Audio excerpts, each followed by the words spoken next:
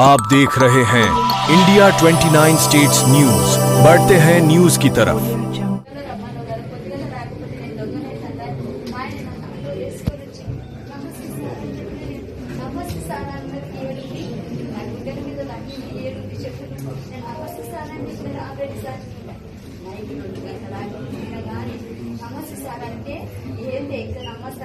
బంగారం అనేది పైసలు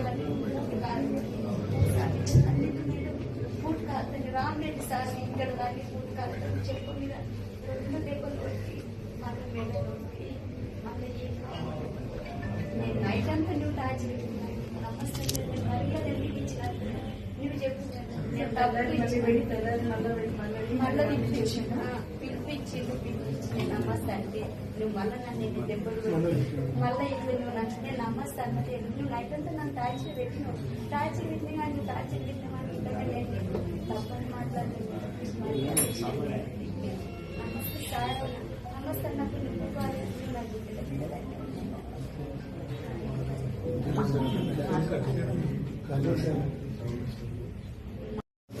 ఏమైతుంది ఏమి కాదు.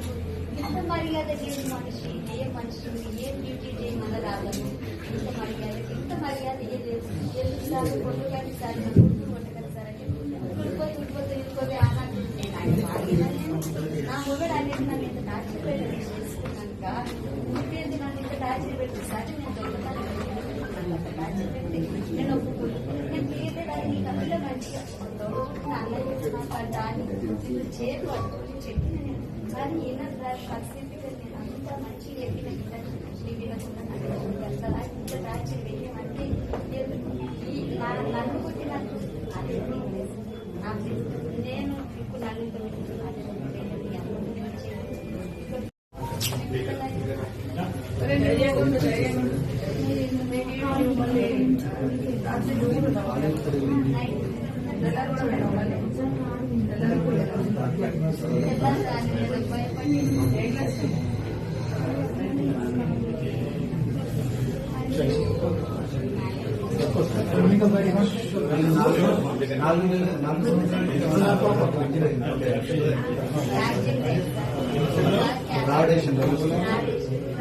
మన చెప్పలేదు పోలీసులు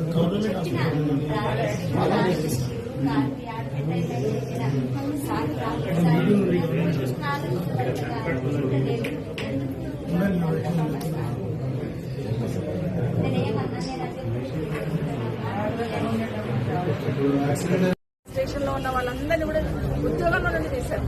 డిస్ప్లేస్ చేశారు. ఉద్యోగంలో నుండి తీసేశారు. కేసీఆర్ గారు గతంలో ఇలాంటి ఇన్సిడెంట్ జరిగితే మరియమ్మ అనే ఒక సంఘటన జరిగితే ఆ రోజున్న గౌరవ కేసీఆర్ గారు ఇమీడియట్ గా అక్కడున్న పోలీస్ స్టేషన్ లో ఉన్న ఎస్ఐతో పాటు మిగతా వాళ్ళు ఎవరైతే దాంట్లో భాగస్వామ్యం అయినారో వాళ్ళందరినీ కూడా ఉద్యోగం నుండి తీసేయడమే కాకుండా వాళ్ళ కుటుంబాన్ని ఆదుకున్నారు.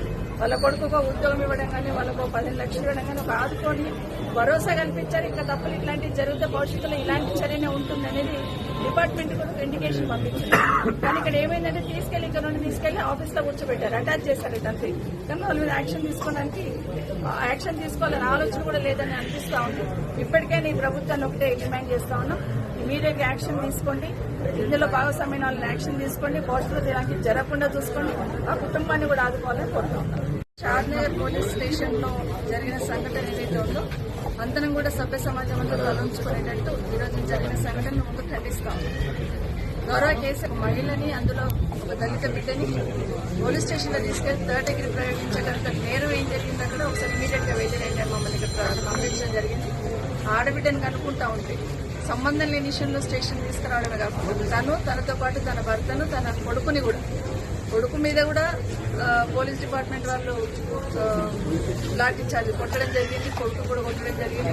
అదేవిధంగా వాళ్ళ హస్బెండ్ కొట్టడం జరిగింది. తననైతే అవమానకరంగా తను చెప్పలేని పరిస్థితులు చెప్తా ఉన్న పరిస్థితులలో అవమానకరంగా పేపర్లో కూడా ఈరోజు రాశారు.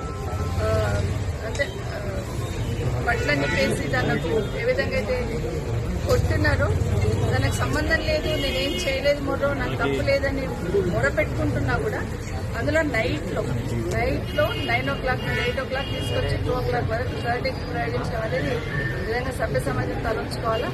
ఇప్పటికైనా అసలు ఇన్ని సంఘటనలు జరుగుతూ ఉన్నాయి.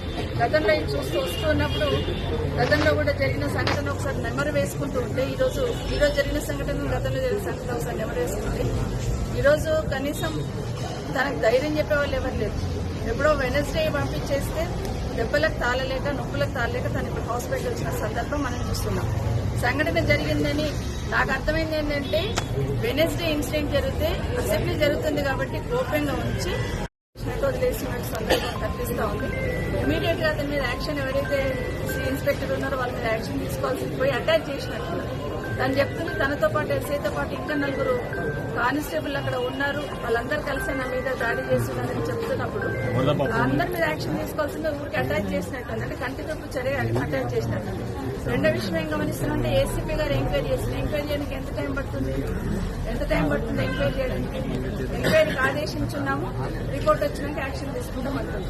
ప్రత్యక్షంగా తను చెప్తున్నప్పుడు తనతో పాటు వాళ్ళ అబ్బాయి కూడా చిన్న అబ్బాయి కూడా చెప్తున్నప్పుడు బాలవాకు బ్రహ్మవాకు అంటారు చెప్తున్న సందర్భంలో ఇంకా ఎంక్వైరీ చేస్తామని ఏదైతే మభ్యపెట్టే ప్రయత్నం చేస్తున్నారో ఇది 100% ఈ ప్రభుత్వం నిజంగానే మొన్న కూడా చెప్పాను అసలు ఈ ప్రభుత్వం వైఫల్యం.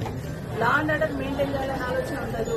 రాష్ట్రంలో ఏదైనా సంఘటన అవుతుందంటే కనీసం దాన్ని రివ్యూ చేద్దాం, యాక్షన్ తీసుకుందాం ఆలోచన ప్రభుత్వంలో ప్రజలకి లేదు. ఈ ప్రభుత్వం వచ్చిన 8 నెలల నుండి చూస్తా ఉంటే ఏ మూలం చూసినా కూడా అత్యాచారాలు, అఘాయిత్యాలు, మానభంగాలు ఇవే జరుగుతూ ఉన్నాయి తప్పిస్తే ఒక్కదాన్ని కూడా రివ్యూ చేసిన సందర్భం లేదు, ఒక సమాధానం చెప్పిన సందర్భం లేదు. ఇంకొక మాట వస్తూనే ప్రభుత్వం అధికారంలోకి రాగానే పోలీస్ శాఖను పిలిచి మాట్లాడిన సందర్భంలో మేము ఫ్రెండ్లీ పోలీస్ కాదు మేము లాఠీ పోలీస్ అన్నాం. అంటే అదే కనిపిస్తుంది ఇప్పుడు. ఫ్రెండ్లీ పోలీస్ అంటే కష్టంలో వచ్చిన వాళ్ళని హక్కున చేర్చుకొని సమస్యను సాల్వ్ చేసి పంపించాలనే ప్రయత్నం ఒక side law and order maintain చేస్తూ కఠినంగానే ఉంటూ వాళ్ళకి సమన్వయంగా ఉండి పనిచేయాలనే ప్రయత్నంలో చేస్తున్న సందర్భం గతంలో అయితే మేము ఫ్రెండ్లీ పోలీస్ కాదని పోలీసే ఒక హుకుంలాగా జారీ చేసిన సందర్భాన్ని మనం చూస్తున్నాం. గతంలో ఇలాగే జరిగితే హోంమంత్రి లేరు. ఇప్పుడే మాజీ హోంమంత్రి గారు, మాజీ విద్యాశాఖ మంత్రి గారు, సీనియర్ రాజకీయ నాయకులు మేడం సబితాఇంద్రారెడ్డి గారు చాలా వివరంగా ఈ విషయం చెప్పడం జరిగింది. ఆ మేడం మనసులో ఏముందో నేను అర్థం చేసుకున్నాను. ఎందుకంటే ఆమె చెప్తుంటేనే వినడం కష్టంగా ఉంది.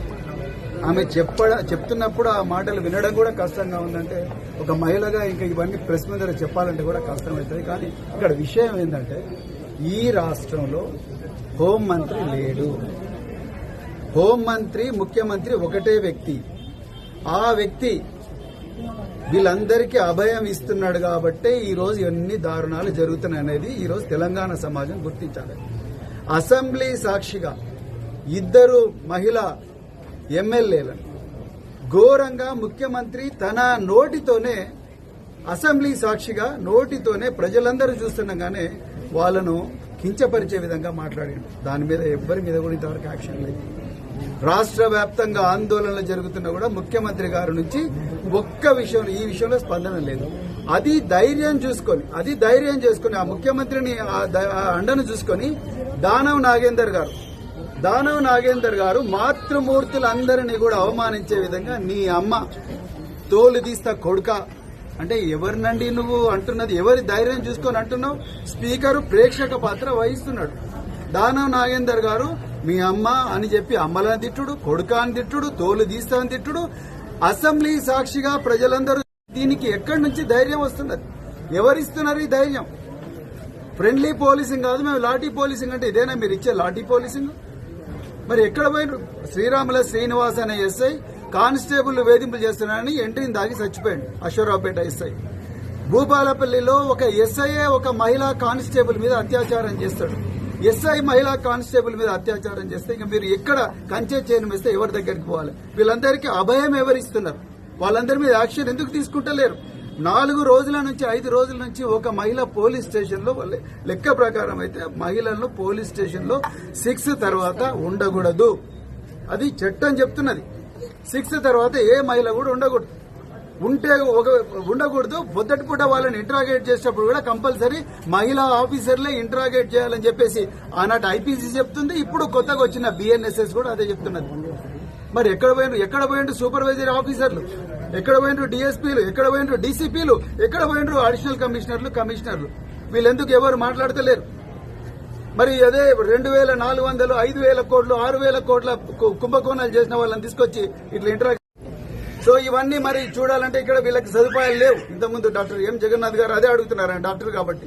సో అవన్నీ సదుపాయాలు లేవు. మరి హైయర్ సెంటర్ కి పంపించవచ్చు కదా. కనీసం ఒక్కరు కూడా ఈమెను, ఇంత టార్చర్ గురైన మహిళ, లోపల కనిపించలే దెబ్బలున్నాయి, మరి ఈమెను ఒక హయ్యర్ మెడికల్ సెంటర్ కు పంపించాలన్న కనీసమైన ఆలోచన కూడా ఇలా మరి కాంగ్రెస్ పార్టీకి లేదంటే ఎంత మహిళా వ్యతిరేక, ఎంత దళిత వ్యతిరేక, ఎంత పేదల వ్యతిరేక పార్టీ ఇలా మన కళ్ళ ముందరనే కనిపిస్తా ఉన్నా. అందుకొరకు అర్జెంట్ గా ఈ కుటుంబంలో ఒకరికి ఉద్యోగం ఇవ్వాలి, ఈమెకు ₹1,00,00,000 ఎక్స్గ్రేషియా ఇవ్వాలి, ఈ కుటుంబాన్ని ఆదుకోవాలి, ఈ సంఘటనకు బాధ్యులైన పోలీస్ ఆఫీసర్లు అందరినీ డిస్మిస్ చేయాలి. అదే విధంగా పర్యవేక్షణ చేయాల్సిన డిఎస్పీలు ఎవరైతే డీసీపీలు ఉన్నారో వాళ్ళ మీద కూడా చర్యలు తీసుకోవాలని చెప్పి మరి డిమాండ్ చేస్తూ మరి ఈ సహకరించిన మీడియా వాళ్ళందరికీ కూడా మరోసారి ధన్యవాదాలు. India 29 States News. Please support my channel, like, share and subscribe my channel.